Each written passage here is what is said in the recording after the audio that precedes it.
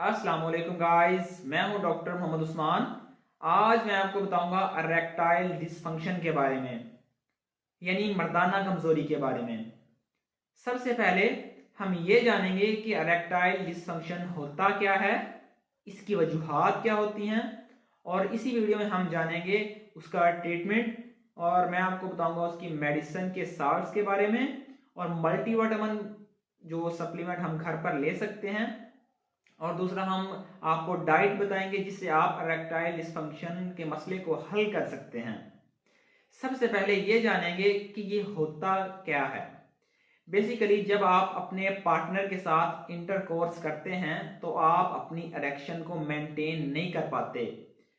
पीनस में इरेक्शन या तो बहुत कम होती है या बिल्कुल नहीं होती।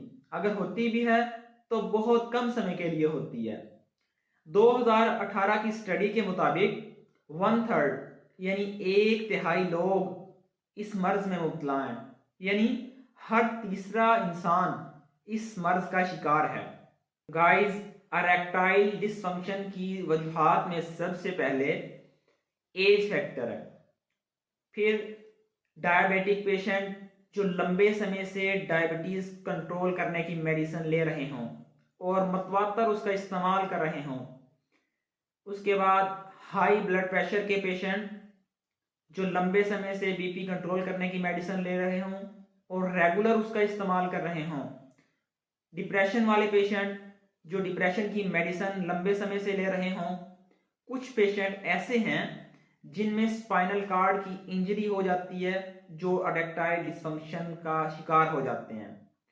फिर एंग्स्टी, डिप्रेशन, टेंशन, स्ट्रेस, ओवरवेट हो जाना, और जो लोग स्मोक करते हैं, टोबैको का इस्तेमाल करते हैं, अल्कोहल ले लेना और बहुत ज़्यादा मिकदार में इसका इस्तेमाल करना, वर्कलोड बहुत ज़्यादा हो जाना, परफॉर्मेंस प्रेशर, उसके बाद ब्लड वेसल में ब्लॉकेज, ये तमाम वो वजूहात हैं जिनकी बिना पर इरेक्टाइल डिसफंक्शन हो सकता है।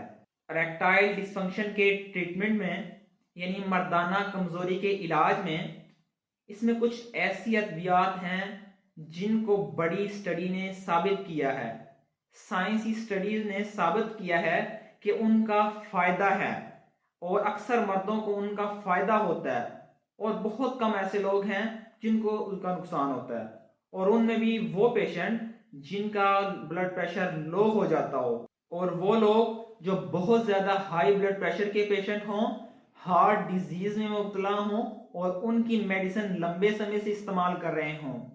यही वो अद्वियात हैं जो साइंसी तौर पर साबित शुदा हैं, जो मरीज लेने जाता है और बहुत शर्माता है, और देने वाला भी बहुत गुस्से से जवाब देता है। और ये मेडिसिन हर पेशेंट को ले लेनी चाहिए अपने डॉक्टर की प्रिस्क्रिप्शन के मुताबिक।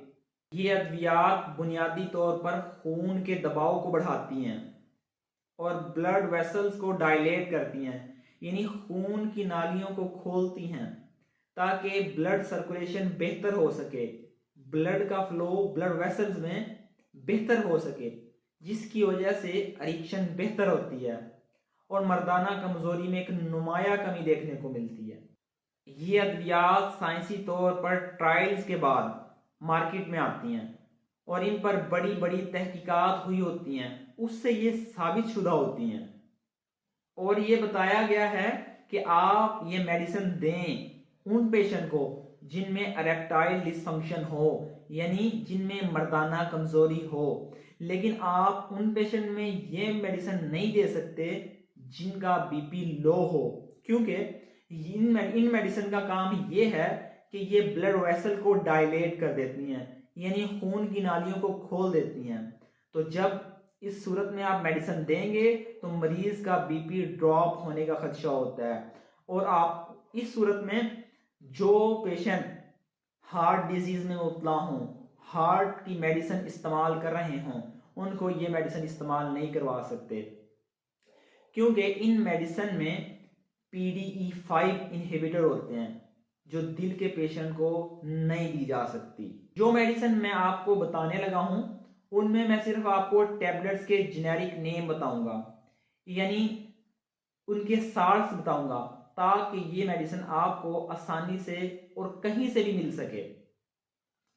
इन मेडिसिन के लेने के बाद आपके इरेक्टाइल डिसफंक्शन को बेहतर बनाया जा सकता है और आपकी मर्दाना कमजोरी में नुमाया तौर पर कमी आ सकती है। सबसे पहले सल्डेनाफिल टैबलेट, ये इसकी एक डोज लेने के बाद इसका टाइम ड्यूरेशन 4 घंटे तक रहता है। दूसरे नंबर पर है टडालाफिल टैबलेट, इसकी एक डोज लेने के बाद इसका टाइम ड्यूरेशन 36 घंटे तक रह सकता है। इसके साइड इफेक्ट्स भी बहुत कम होते हैं और रिजल्ट भी बेहतरीन होता है और डॉक्टर की प्रिस्क्रिप्शन के मुताबिक आपको ये कहीं से भी आसानी से मिल सकती है। और तीसरे नंबर पे है वर्डिनाफिल टैबलेट, इसकी एक डोज लेने के बाद टाइम ड्यूरेशन 4 घंटे तक रह सकता है और इसके भी साइड इफेक्ट्स बहुत कम हैं। ये वो अद्वियात हैं जो हर डॉक्टर को मर्ज के मुताबिक लिख कर देनी चाहिए।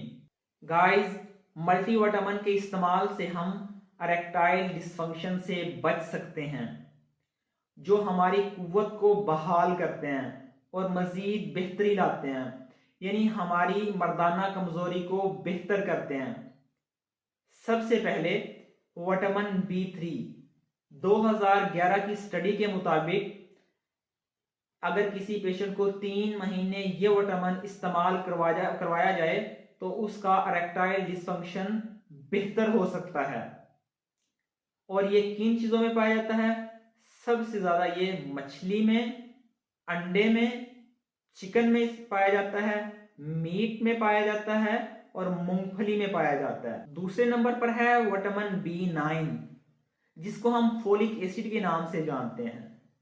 ये ज्यादातर ग्रीन लीफ वेजिटेबल्स में पाया जाता है।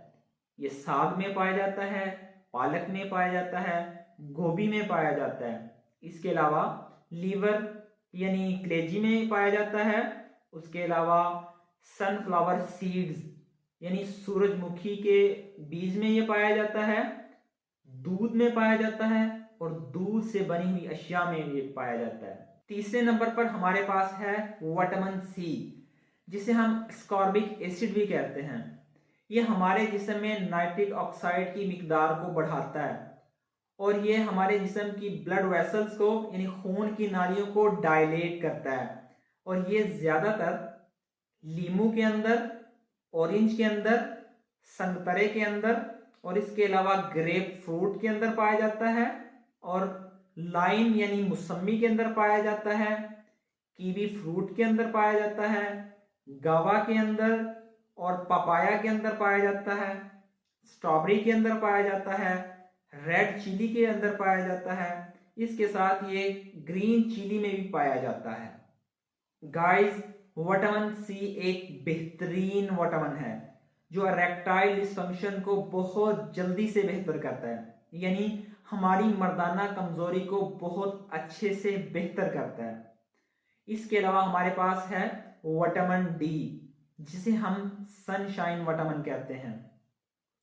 एक तहकीक से यह बात साबित हुई है कि जिन लोगों में विटामिन D की कमी होती है वो लोग इरेक्टाइल डिसफंक्शन का शिकार ज्यादा होते हैं, वही लोग मर्दाना कमजोरी का शिकार ज्यादा होते हैं। विटामिन D का सबसे अच्छा सोर्स सूरज की रोशनी है।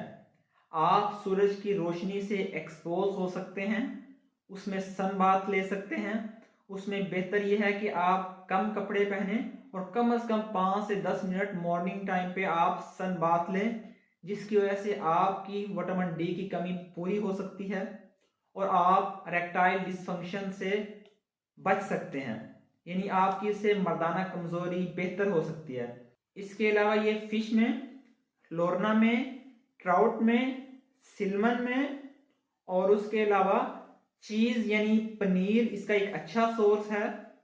विटामिन D दूध में और दूध से बनी जितनी भी चीजें हैं बेहतरीन सोर्स है। डेयरी प्रोडक्ट इसका बेहतरीन सोर्स है।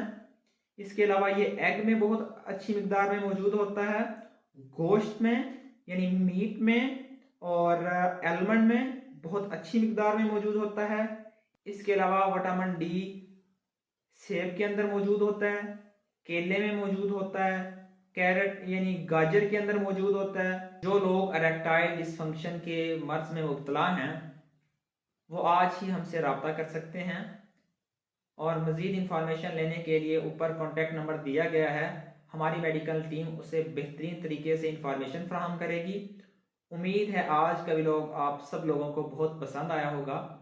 ऐसी ही इंफॉर्मेटिव वीडियो देखने के लिए हमारा चैनल सब्सक्राइब करें और बेल आइकन को प्रेस कर दें ताकि नई आने वाली वीडियो आप तक बर वक्त पहुँच सकें।